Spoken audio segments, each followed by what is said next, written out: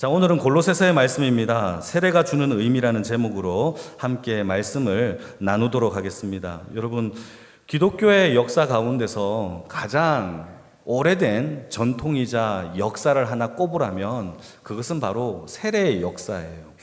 세례는 기독교가 시작됨과 동시에 모든 역사 가운데 세례가 가장 오랫동안 지금까지 지켜오고 있는 예식이란 말이죠.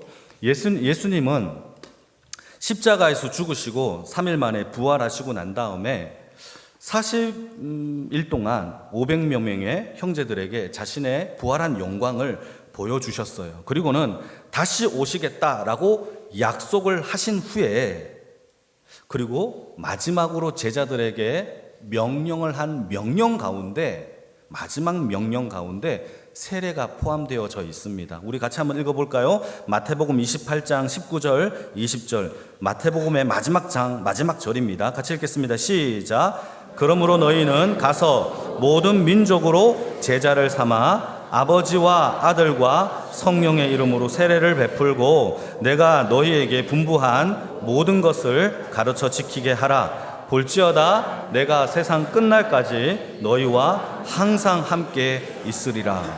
여러분, 이게 이 구절을 가리켜서 우리가 흔히 뭐라고 부르느냐 하면 예수님의 지상명령이라고 불러요. 여러분, 이 지상명령이 무슨 뜻인지 아십니까? 이 지자가 땅 지자가 아니에요. 땅 위의 명령이 아니에요. 이 지자는 이를 지자를 써요. 그 윗상자를 쓰죠. 그러니까 높은 곳에 이르는 명령, 이런 거예요. 가장 위대하고 가장 큰 명령이 바로 지상명령인 거죠. 그러니까 예수님은 가장 높은 명령으로 우리에게 주신 명령이 무엇이냐? 두 가지가 있어요. 그게 뭐냐? 예수님이 공생의 기간 동안에 3년 동안에 예수님이 제자들을 택하여 그들을 훈련시킨 것처럼 제자를 삼는 것이 중요하고, 두 번째, 그들에게 신앙 고백을 통하여서 성부와 성자와 성령의 이름으로 세례를 주라. 이것이 바로 두 가지 명령이 지상 명령의 내용이라는 거예요. 그 중에 바로 세례가 있는 것이죠. 그래서 오늘은 세례가 도대체 어떤 의미가 있길래 교회들마다, 여러분 모든 교회는 다 세례를 해요. 어떤 교회도 예외 없이 세례는 뭐든지 있어요. 로마 카톨릭도 세례가 있어요. 모든 교회라는 교회는 모든 곳에 세례가 있어요. 그렇다면 그 세례가 도대체 뭐길래 그렇게 중요한가에 대한 세 가지의 의미를 함께 살펴보도록 하겠습니다. 첫 번째는 세례는요, 죽음을 의미하고 있어요. 죄에 대하여 죽은 거예요.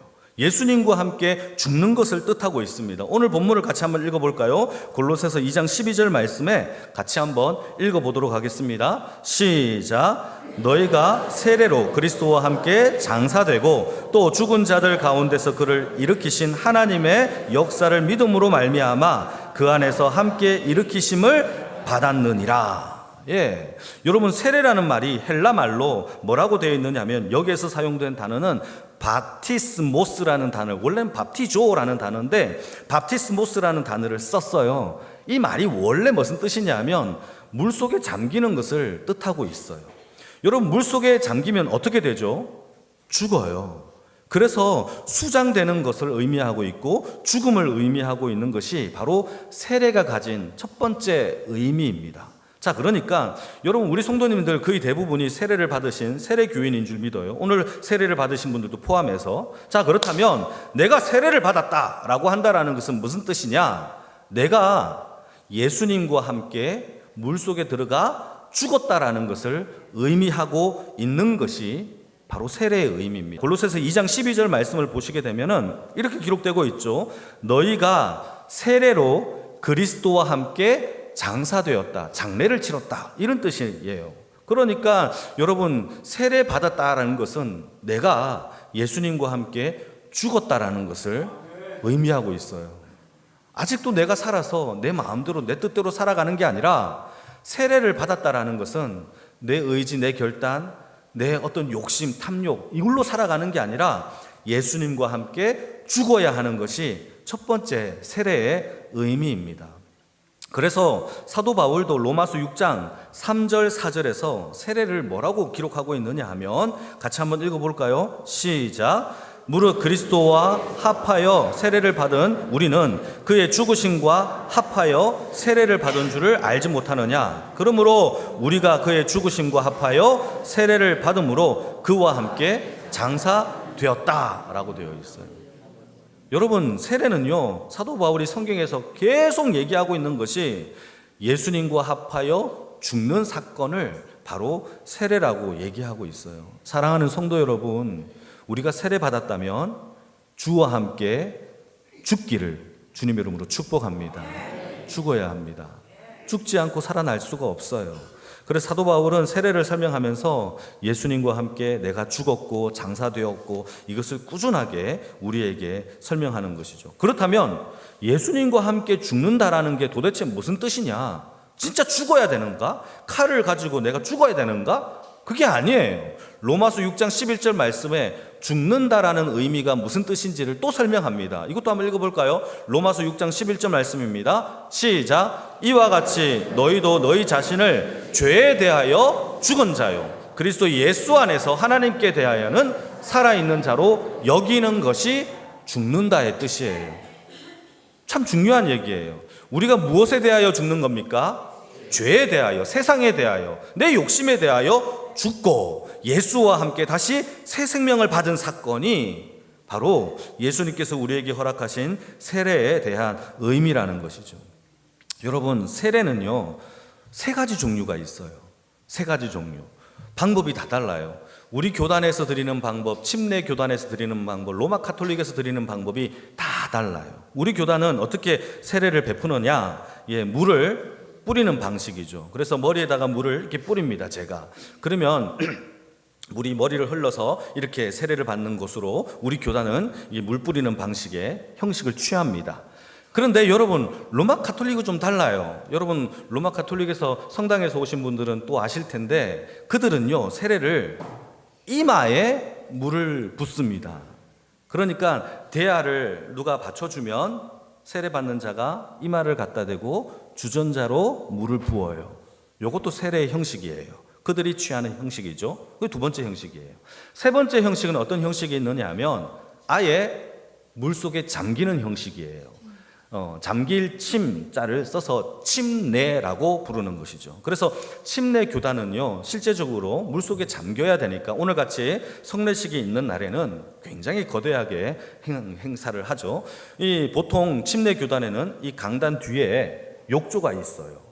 그래서 보통 평상시에는 커튼을 쳐놓고 어쩔 때는 좀 더 큰 교회는 마당에다가 욕조를 만들어 놓습니다. 그래서 세례를 받을 때 온 성도가 마당으로 나가서 그들에게 세례를 베푸는 모습이 베푸는 것이죠. 자, 그런데 이렇게 세례의 형식들이 다양한데 그러면 어떤 형식이 더 좋은 형식이냐를 사람들이 묻는단 말이에요. 그런데 성경에 여러분, 이 세례라는 그 의미가 어떤 형식으로 드리라라는 것이 아니라 세례라는 것은 그 의미가 더 중요하다라는 것을 우리에게 이야기해주고 있는 겁니다. 왜냐하면 예수님이 받았던 이 세례도 여러분, 이미 세례 그 자체가 그 의미고 상징인 경우가 더 많다라는 겁니다. 여러분, 예수님께서 만약에 요단강에서 세례를 받으셨다면 우리는 다 요단강으로 가야 돼요. 똑같이 그 물을 사용해야 되겠죠. 그러나 그런 의미가 아니란 말이에요. 예수님께서 죄가 없으신데도 불구하고 세례를 받았다? 예수님은 원래 세례를 받으면 안 돼요. 왜죠? 죄가 없는데 왜 받아요? 그런데 예수님께서 세례를 받으신 것은 우리의 모든 죄를 대신하여 하나님의 어린 양으로서 우리 대신 세례를 받으신 거예요. 세례 요한도 마찬가지예요. 세례 요한이 베푼 세례는요, 특별한 세례입니다. 죄사함을 이루게 하는 세례예요. 죄사함의 세례래요. 자, 그렇다면 세례 요한이 베푼 세례가 그 세례 그 자체가 죄를 사하는 능력이 있기 때문에 죄를 사하는 세례입니까? 아니에요.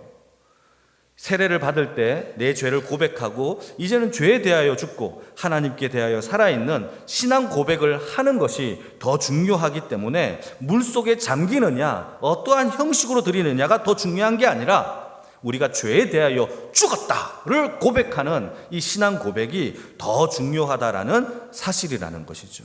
그래서 여러분, 우리가 세례받은 교인이다 라고 한다면 딱 한 가지를 기억해야 됩니다. 내가 죄에 대하여, 세상에 대하여 난 죽었습니다. 내 성질 하나님 아버지 죽여주세요. 내 옛습관 버릴 수 있도록 십자가에 못 박을 수 있도록 하나님 역사하여 주시옵소서라고 하나님 앞에 나아가며 날마다 기도하며 나아가는 것이 세례받은 자의 첫 번째 죽었다라는 의미의 삶을 사는 거란 말이죠. 그런 의미에서 사도 바울은 고린도전서 10장에서 세례를 굉장히 특이하게 설명을 합니다. 한번 읽어볼까요? 같이 읽겠습니다. 고린도전서 10장 1절 2절인데요. 천천히 한번 읽어보겠습니다. 시작. 형제들아, 나는 너희가 알지 못하기를 원하지 아니하노니 우리 조상들이 다 구름 아래에 있고 바다 가운데로 지나며 모세에게 속하여 다 구름과 바다에서 세례를 받았다라고 기록하고 있어요. 여러분, 이 사건이 무슨 사건인지 아십니까?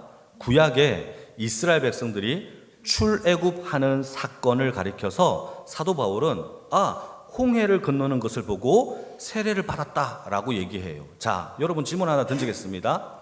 이스라엘 백성들이 홍해를 건넜을 때 잠수하여 건넜습니까? 아니면 갈라진 마른 땅을 건넜습니까? 자, 이때 이스라엘 백성들이 물 한 방울이라도 받고 건넜습니까? 아니면은 그런 적이 없이 그냥 건넜습니까? 물을 뿌림도 없고 물을 적신 적도 없어요. 그럼에도 불구하고 사도 바울은 뭐라고 얘기하느냐? 그들이 홍해를 건넜던 그 사건을 가리켜 세례받은 사건이라고 이야기를 하는 거예요. 이게 굉장히 중요한 의미죠. 그것도 바로 의미와 상징을 의미하고 있는 겁니다. 여러분, 이것이 조금 더 묵상을 해보면 여러분, 이게 죽음과 똑같은 의미예요. 홍해를 건너는 이스라엘 백성들이 생각해 보세요. 애굽 땅에서 탈출하여서 홍해로 들어가요. 그리고는 약속의 땅으로 살아 올라와요. 그러니까 제일 먼저 우리가 생각해 봐야 하는 것은 이 애굽 땅에서 이스라엘 백성들을 바라보게 되면 이스라엘 백성들은요, 죄된 땅, 노예의 땅, 우상의 땅에서 나와서 홍해로 들어가 죽는 것처럼 보여요. 그러니까 죄와 악과 우상으로부터 죽는 사건이 홍해를 건너는 사건의 초입 부분이에요. 자, 반대로 가나안 땅에서 이스라엘 백성들을 보게 되면은 하나님의 약속의 땅, 언약의 땅에 그들이 수장되어 죽었던 그들이 저벅저벅 걸어서 살아 올라오는 것처럼 보인단 말이죠. 그러니까 중요한 포인트죠. 세례가 뭐냐? 죄에 대하여, 옛습관에 대하여 내가 수장당하여 죽고 하나님의 언약과 약속에 대해서는 다시 살아 올라오는 것이 바로 세례가 가진 중요한 의미라는 사실입니다. 여러분, 우리는 죄에 대하여 죽었고 하나님께 대하여 살아있는 하나님의 백성인 줄 믿습니다. 내가 주인 삼았던 옛습관을 수장시켜 버리십시오. 내가 살아왔던 내 과거의 모든 것들을 여러분 십자가에 못 박아버리고 예수의 생명으로, 예수의 언약의 땅으로 살아가는 것이 바로 첫 번째 죽는다의 세례의 의미입니다. 그러한 주의 백성이 되기를 축복합니다. 자, 두 번째는 무엇이냐? 세례가 주는 두 번째 의미는 다시 태어나는 거예요. 다시 태어나는 거예요. 여러분, 아까 읽었던 우리 오늘 본문을 같이 다시 한번 읽어볼까요? 골로새서 2장 12절 말씀인데요. 같이 한번 읽겠습니다. 시작. 너희가 세례로 그리스도와 함께 장사되고 또 죽은 자들 가운데서 그를 일으키신 하나님의 역사를 믿음으로 말미암아 그 안에서 함께 일으키심을 받았느니라. 여러분, 여기에서 중요한 게 나오죠. 예수와 함께 죽었다라는 것으로 끝나는 게 아니에요. 이게 끝이 아니에요. 그 뒤에 뭐가 나옵니까? 예수와 합하여 살아났다라는 게 또 나와요. 그러니까 여러분, 우리는 예수와 함께 죽은 것으로 끝나는 죽음의 종교가 아니에요. 예수와 함께 합하여 다시 살아난 생명의 종교가 바로 기독교인 줄 믿으시길 바랍니다. 그래서 우리는 다시 태어났어요. 그래서 여러분, 로마 가톨릭은 다시 태어났다라는 그 의미를 강조하기 위해서 세례를 받을 때 새롭게 태어났으니까 새로운 이름을 부여해요. 그래서 세바스찬 또는 바디메오 이런 이름을 부여하여서 그들의 성인처럼, 거룩한 사람들처럼 살아라 라고 이름을 부여한단 말이죠. 우리는 그렇게까지 하지 않아요. 우리 교단은. 우리는 우리 이름대로 예수의 생명대로 살아가는 그 의미가 더 중요하기 때문에 여러분, 우리는 예수 붙잡고 살아가기를 주님의 이름으로 축복합니다. 그러니까 세례를 받았다라는 것은 죄에 대하여 죽고 하나님께 대하여는 살아있는, 그 살아나는 것도, 다시 태어났다라는 것도 중요한 의미라는 사실입니다. 여러분, 이게 바로 세례예요. 그래서 우리가 가진 생명은 다시 태어났기 때문에 이 생명이 내게 아니라 나를 살리신 예수의 생명으로 살아가는 거예요. 여러분, 정말 중요해요. 세상 앞에서 기독교가 욕먹는 게 다 이거예요. 세례는 받았는데 세례의 삶을 안 살아요. 죽었다는데 도무지 죽지를 않아요. 바뀌지를 않아요. 복음보다 내 감정이 더 커요. 하나님의 말씀과 능력과 십자가의 그 주권보다 내 감정이 더 세요. 그건 죽은 게 아니에요. 진짜 죽어야 돼요. 반응하지 않아야 돼요. 오직 누구에게만 반응하느냐? 나를 살리신 예수 생명에게만 반응할 수 있도록. 오늘 실패했다면 또 나를 쳐서 복종시켜 하나님 말씀에만 반응할 수 있도록 나를 쳐서 주님 복종케 하여 주시옵소서. 이 복종함이 필요해요. 여러분, 군대가 잘 돌아가기 위해서는 복종하는 군인이 필요해요. 복종하는 군인이 없는 그 군대는 전쟁이 일어날 때 100% 망해요. 하나님의 군대이십니까? 하나님이 필요할 때 하나님의 명령에 순종하지 않아요. 어떻게 이길 수가 있겠습니까? 여러분, 세례는요, 그런 의미예요. 매우 중요한 의미죠. 그래서 우리가 예수의 생명으로 살아간다라는 것은 오직 세상에 반응하는 게 아니에요. 내 감정에 반응하는 것이 아니라 무엇에 반응한다? 하나님의 말씀과 복음에 반응하기를 주의 이름으로 축복합니다. 그게 반응되어져야 돼요. 여러분, 제 주머니에 자동차 키가 있습니다. 스마트 키인데요. 요즘 자동차가 다 잘 나왔잖아요. 제 차에 제가 내 주머니에 스마트 키를 넣고 제 차에 다가가면 제 차가 반응을 해요. 좋은 차 타고 다니나요, 제가? 동의를 왜 안 하십니까? 예, 반응 안 한 차들도 있습니다. 그런데 반응을 해요. 그러면서 사이드미러가 싹 열리면서 손잡이에는 불빛이 들어와요. 주인님 오셨습니까? 저를 어서 타십시오. 막 이런 마음으로 반기면서 막 반응을 한단 말이죠. 왜 그렇습니까? 여러분, 중요합니다. 여기서 제가 뭘 말하려고 하느냐 하면, 반응을 하는데 제가 반응합니까? 아니면 주인이 반응합니까? 소유물이 반응합니까? 소유물이 반응해요. 왜 우리는 자꾸 주인이 반응시키기를 원하십니까? 아니에요. 생명을 부여받은 주의 백성들, 내가 반응을 해야 돼요. 종이 반응해야 되지 주인이 어떻게 반응합니까? 중요한 얘기예요. 여러분, 이게 요한복음 10장에도 나와요.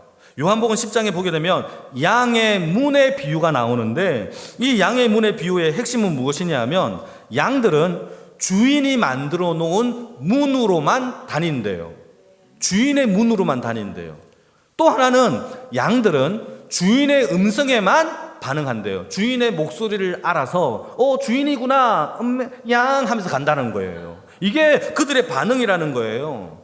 중동 지역에 가보면은 실제적으로 풀이 많지 않아요. 물도 귀합니다. 그러니까 목축업을 하는 그런 분들이 얼마나 많겠습니까? 수백 명 이렇게 있으면은 많은 양들을, 자기들이 양을 가지고 와요. 그러면은 중동 지역이 풀이 있고 물이 있는 지역이 한정되어 있기 때문에 같은 초원 위에 자기 양들을 풀어놔 함께 양을 먹입니다. 풀을 먹여요. 자, 그러면 내 양과 당신의 양이 섞인단 말이죠. 또 저 사람의 양도 섞이고 저 사람의 양 다 섞여요. 막 섞여요. 그럼에도 불구하고 다 먹고 마신 후에 이제 양들을 데리고 집으로 돌아갈 때에 내 양이 누구지? 이렇게 고민을 합니까? 안 한다라는 거예요.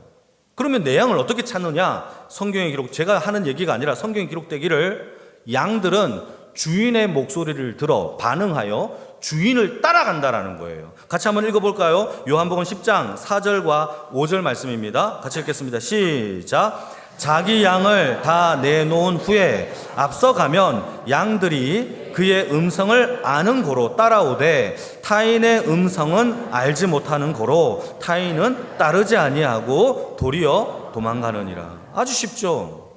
양들아, 자기만 양들과 나의 사인이 있어요. 오로로로 하면은 그 소리를 듣고 따라오는 거고, 우로로로 하면 그걸 또 따라오는 거예요. 야호 야호 하면 따라오는 거예요. 주인의 음성을 아는 거로 양들이 반응을 하는 거예요. 자, 주인이 반응하는 거예요? 양이 반응하는 거예요? 우리가 반응하는 거예요. 왜죠? 우리 안에 예수 생명이 있기 때문에. 여러분, 컴퓨터 게임에 쩔여 있는 사람은요, 컴퓨터 게임만 보면 반응을 해요. 막 손이 막 움직여요. 피아노에 심취해 있는 사람은요, 피아노만 들으면 반응을 해요. 예술에 심취해 있는 사람은 예술만 보면, 그림만 보면 우와, 좋은 예술 작품이네, 반응을 한단 말이죠. TV에 보니까 신발, 슈즈, 운동화 있잖아요. 운동화 매니아들이 있더라고요. 저는 운동화를 그렇게 왜 모으는지 모르겠는데 운동화를 그렇게 많이 모으는데 반응을 하는 거죠. 옷, 뭐 들어가지. 여러분, 왜 그렇게 반응합니까? 내 안에 그게 있기 때문이에요. 여러분, 우리는 예수로 말미암아 다시 살리심을 받은 새롭게 태어난 하나님의 자녀인 줄 믿으십니까? 예수에게만 반응하세요. 그러면 돼요. 예수님이 우리를 푸른 초원으로 인도하신대요. 꼴을 먹이신대요. 우리를 쉴만한 물가로 딴 데로 인도하시는 게 아니에요. 원수의 목전에서도요, 원수를 때리시고 우리를 구원시켜 주신대요. 사망의 음침한 골짜기에서도요, 그 음침한 골짜기를 하나님께서 다 눌러버리시고 하나님의 옥토같이 만들어 주시는 것이 하나님의 복음의 능력인 줄 믿으시길 축복합니다. 그러니까 우리의 생명이 바뀌었다, 내 주인이 예수 그리스도다, 다시 태어났다 라고 믿으신다면 여러분, 오직 예수에게 반응하고 말씀에, 기도에 반응하는 주의 인생의 권속들이 다 되어지기를 주님의 이름으로 축복합니다. 그게 바로 두 번째예요. 반응하는 거죠. 마지막 세 번째는요, 간단하게 제가 정리하겠습니다. 세 번째는요, 모든 성례식이 다 중요한 건데 바로 공동체 앞에서 신앙을 고백하는 거예요. 여러분, 중요해요. 여러분, 교회 공동체는요, 처음부터 신앙 고백의 공동체로부터 시작이 되었어요. 우리가 외우는 사도신경 신앙 고백이 있잖아요. 이 신앙 고백서가 세례받으면서 자신의 신앙을 고백하는 것으로부터 시작이 됐어요, 처음에. 그런데 각자마다 다 다르게 신앙을 고백을 하니까 교회가 이것을 통일시켜 같은 목소리로 하나님께 신앙 고백하자라고 해서 만든 게 사도들의 신앙 고백, 사도신경이라는 사실이에요. 우리는 같은 믿음, 같은 고백을 하나님 앞에 올려드리는 거예요. 그러니까 여러분, 성례식을 하거나 세례를 받거나 또 입교를 할 때 온 성도 앞에서 일어나 몰래 숨어서 아멘 하는 게 아니에요. 온 성도가 함께 들을 수 있는 공동체 앞에서 내 신앙을 고백함으로 하나님 앞에 한떡 공동체가 되었다라는 것을 우리가 인정하고 살아가는 것이 바로 교회 공동체예요. 여러분, 우리는 한 마음으로 한 교회에서 예수를 나의 구주로 믿고 하나님 앞에, 나의 아버지인 하나님 앞에 신앙 고백한 한 떡, 한 식구, 한 공동체가 되었음을 믿으시기를 축복합니다. 그래서 우리가 신앙 고백이라는 것은 중요해요. 그래서 대답할 때도 내라고 크게 대답하라고 제가 얘기하는 거예요. 왜냐? 이것은 여러분, 나만 신앙 고백 나 혼자 하는 게 아니라 교회 앞에서, 하나님 앞에서 내 신앙을 고백하면서 나는 이제부터 나는 죄로 말미암아 죽고 예수로 말미암아 살아있는 하나님의 자녀가 되었습니다 라는 것을 구별하여 살겠다라고 하는 신앙의 선포의 시간이 바로 신앙 고백, 바로 우리가 방금 했던 이 성례식을 통하여 고백했던 바로 공동체 앞에 신앙 고백이라는 사실입니다. 여러분, 우리는 오늘 우리 학습 세례 입교 받으신 분들은 이제 우리 교회의 한 가족이 되셨습니다. 우리는 함께 축복해주고 서로 신앙생활을 할 때 어려울 때마다 돕고 서로 허물은 가려주고 서로 도울 수 있는 하나님의 아름다운 신앙의 공동체가 다 되어지기를 주님의 이름으로 축복합니다.